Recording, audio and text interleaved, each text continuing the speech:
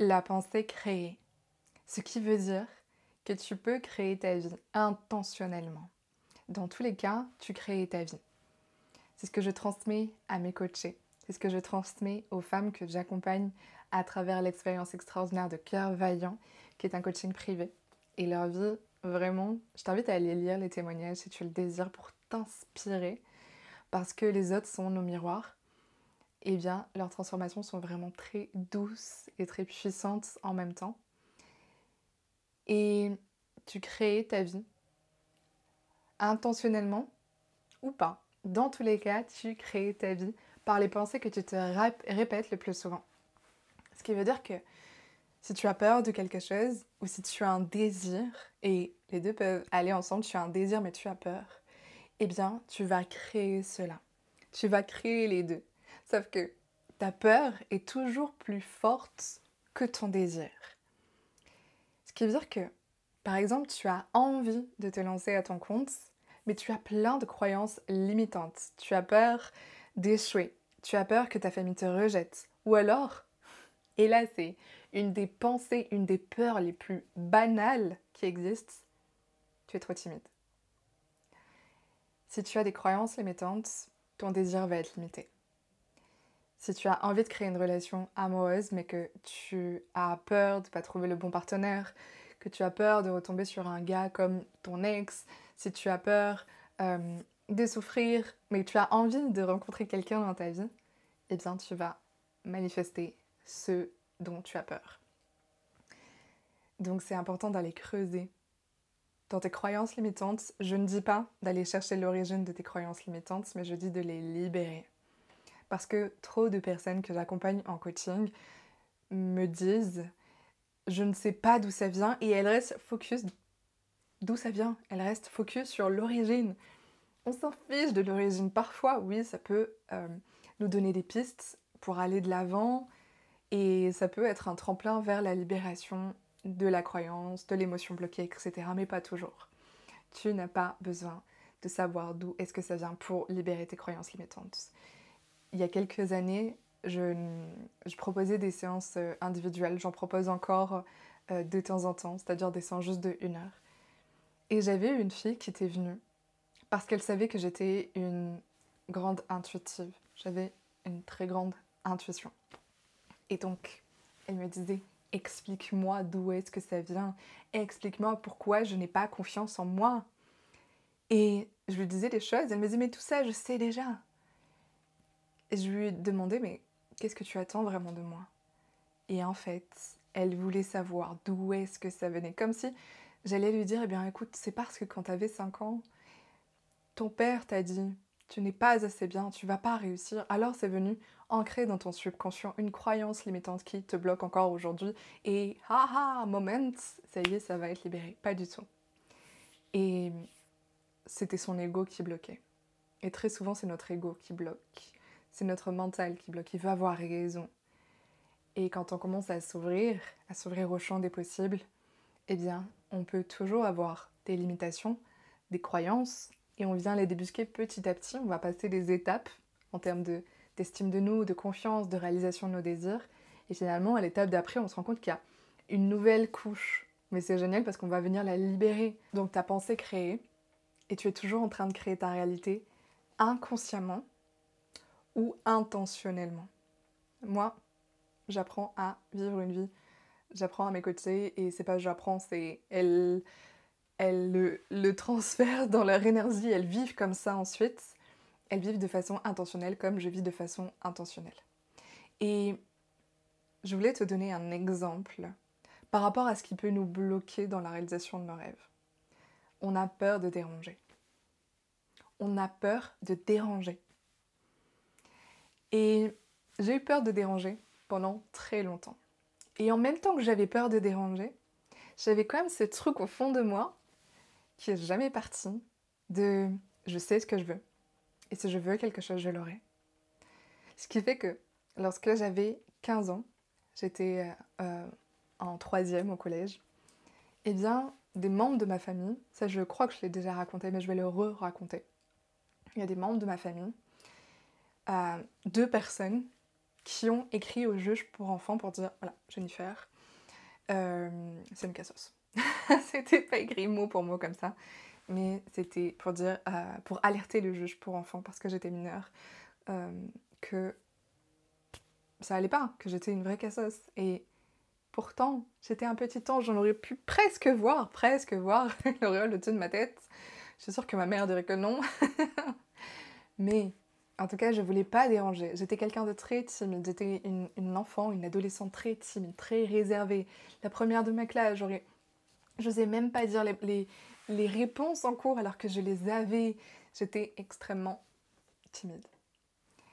Et malgré tout, il y a eu des mots qui ont été dits, qui étaient faux, mais qui ont quand même été dits devant la justice pour me nuire. Parce que je dérangeais. En étant moi-même, alors que je voulais tout faire pour ne pas déranger, je dérangeais quand même. Parce que, pour moi, quand il y a quelque chose qui est pas juste dans mon cœur, je dois le faire bouger. Quand il y a quelque chose qui ne sonne pas juste, ça doit pas rester comme ça. Et donc, en effet, j'ai dérangé dans ma famille. Je sais pas si tu connais ces termes de mouton noir, mais je me suis sentie le mouton noir pendant très longtemps dans ma famille. On a peur de déranger dans notre famille, on a peur de déranger au travail, on a peur de déranger dans la rue, on a peur de déranger partout. Et qu'est-ce qu'on crée dans ces cas-là? On crée une vie où on n'est pas du tout heureux. On n'est pas heureux parce qu'on est à côté de notre vie. On est en train, quand on a peur, on est en train de se mettre en travers de notre chemin. Parce qu'on est en train de bloquer l'énergie de vie, on est en train de bloquer le flux de créativité, on est en train de bloquer les miracles, on est en train de bloquer les synchronicités, on est en train de bloquer notre feu créatif, notre force vitale, on est en train de se limiter. C'est comme si, en fait, à l'intérieur de nous, on a une force vitale. Certains appellent ça le prana, ça peut être l'énergie de la kundalini, ça peut être, en tout cas, on a une force vitale. Et cette force vitale, c'est aussi notre puissance d'énergie créative qui fait en sorte, c'est comme les mamans. Les mamans, quand elles donnent naissance, elles utilisent une force incommensurable pour donner vie. Cette énergie-là, qui est décuplée lors de l'accouchement, on l'a tous en nous. On l'a toutes en nous. On est des femmes créatives. La création, créer, même si on n'est pas maman, même si on ne désire pas l'être, ou même si on ne l'est pas encore, qu'importe, on a quand même cette énergie de vie extrêmement puissante à l'intérieur de nous. Et il y a quelques semaines, j'ai regardé un reportage, je crois qu'il s'appelle Benoît Lecor, et c'est un journaliste qui fait des reportages en fait sur des personnes. Là, c'était un reportage sur un homme qui avait vécu de l'injustice, etc. Un homme de 90 ans, je sais plus, même 100 ans, peut-être 100 ans même. Et en fait, il disait qu'il avait perdu sa femme et que ça avait été très douloureux pour lui et qu'il s'était rendu compte à quel point, une femme, ça en fait des choses.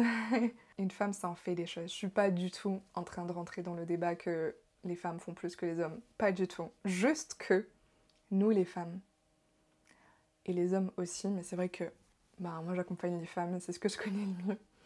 On a une force de création qui est extrêmement puissante. Mais il y a tellement d'injonctions qui ont été mises que cette force de création, elle est tellement limitée. Attention, tu vas avoir froid, attention à ne pas tomber, attention à ceci, attention à cela. Vous savez quoi? Moi, quand j'étais petite, j'étais un peu comme maintenant, un bout en train. Je voulais apprendre vite, je voulais faire les choses vite. Et il y a des choses que j'ai fait avant mon frère, alors qu'il est plus âgé que moi, parce que j'avais cette soif de faire les choses.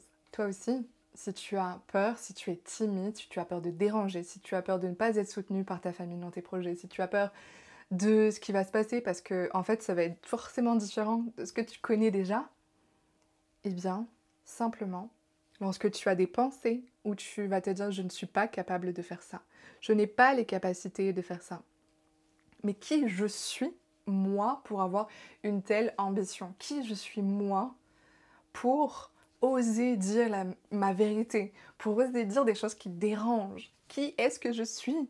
Mais je me prends pour qui? Ok. Sache que ça, ce sont des croyances limitantes. Lorsque tu as une pensée qui est négative, viens simplement la remplacer immédiatement par l'inverse, par une pensée inverse. Qui je suis, moi, pour oser faire des vidéos sur YouTube? Eh bien, je suis Jennifer Taliacio et je suis une femme qui accompagne d'autres femmes sur leur chemin à s'aimer, à se sentir épanouie, à se remettre au centre de leur vie et à créer une vie qui fait palpiter leur cœur juste en étant elles-mêmes, juste en exprimant qui elles sont parce que Dieu les a créées de cette façon-là pour qu'elles soient elles. Et donc, on vient libérer les couches de blessures, les couches de croyances et on vient télécharger des nouvelles croyances qui les soulèvent, qui les élèvent, qui les portent. On vient développer la foi pour lancer des projets, pour vivre une vie dans laquelle elles se sentent pleinement heureuses. Voilà qui je suis. T'as pas besoin d'être quelqu'un d'autre pour faire les choses que tu désires faire. T'es pas une diva ou t'es pas je sais pas qui. T'es pas hautaine parce que tu lances des projets qui sortent de l'ordinaire. Tu n'as pas besoin de révolutionner les choses, tu n'as pas besoin de réinventer la roue, tu as simplement besoin d'être plus toi-même. Et de libérer cette voix intérieure, de libérer ses peurs. Notamment la première, c'est la timidité. Le besoin de se faire petite. L'envie qu'on ne te voit pas, alors qu'au final, ce que tu as vraiment envie, c'est qu'on te voit tel que tu es et te connecter avec des personnes qui te voient tel que tu es et te connecter avec des personnes qui sont aussi elles-mêmes. Mais ça, l'univers est notre miroir, la vie est notre miroir et ton monde extérieur est le reflet de ton monde intérieur. Donc forcément, quand tu vas faire ce travail intérieur-là et que tu vas aussi prendre les bonnes actions, tu vas rencontrer les bonnes personnes et agir de façon audacieuse. Je voulais vraiment faire cette vidéo sur ce sujet-là parce qu'en ce moment, je reçois trop de témoignages de femmes qui n'osent pas se lancer ou qui n'osent pas développer leur projet parce qu'elles ont peur ou qui lancent un truc mais un pas en avant, deux pas en arrière ou qui simplement n'osent même pas parce que leur famille, parce que blabla, blabla, blabla. Bon, je juge pas tous ces blabla parce que moi aussi j'ai eu beaucoup de blabla à l'époque. Donc si tu as envie d'activer ce feu intérieur, de te libérer de ces peurs, déjà ça va être de vivre intentionnellement et de transformer tes pensées de peur, tes pensées limitantes en pensées élevantes et positives.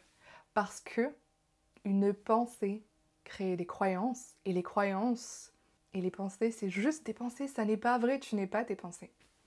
Donc, ce qui est génial, c'est que la vie est un jeu et que tu peux changer tes pensées, qui créent tes croyances et qui créent ton énergie, qui créent ta vibration, qui créent ce que tu attires dans ta vie et qui créent les actions et donc les résultats dans ta vie.